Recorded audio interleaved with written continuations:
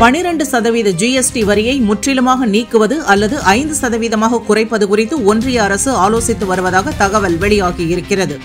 நாடு முழுவதும் சீரான ஒரு வரி நடைமுறை இருக்க வேண்டும் என்பதற்காக சரக்கு மற்றும் சேவை வரி எனும் ஜிஎஸ்டி முறை அமல்படுத்தப்பட்டது. அந்த வகையில் இந்தியாவில் 5%, 12%, 18%, 28% என்ற அளவில் ஜிஎஸ்டி வரி விதிக்கப்படுகிறது. சில பொருட்கள் மற்றும் சேவைகளுக்கு 3% ஜிஎஸ்டி வரி வசூல் செய்யப்படுகிறது.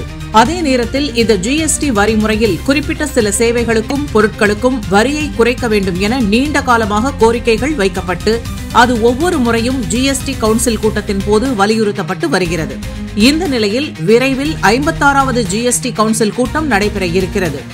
இந்த கூட்டத்தில் பல்வேறு முக்கியமான விஷயங்கள் விவாதிக்கப்படும் என எதிர்பார்க்கப்படுகிறது.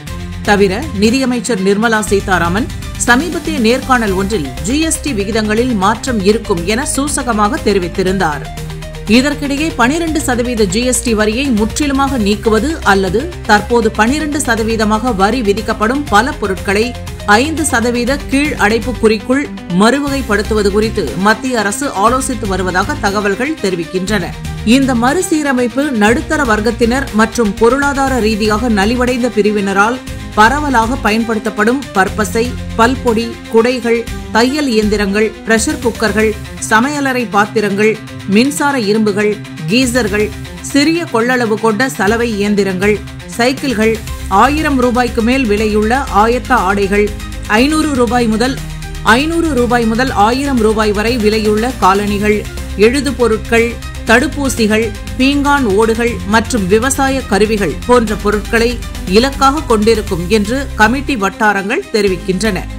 மேலும் முன்மொழியப்பட்ட மாற்றங்கள் செயல்படுத்தப்பட்டால் இவற்றில் பல பொருட்கள் மிகவும் மலிவு விலையில் கிடைக்கும் எனவும், அதே நேரத்தில் இந்த நடவடிக்கை அரசாங்கத்தின் மீது 40,000 கோடி முதல் 50,000 கோடி வரை சுமையை ஏற்படுத்தும் எனவும் அதை எதிர்கொள்ள ஒன்றிய அரசு தயாராக இருப்பதாகவும் செய்திகள் தெரிவிக்கின்றன.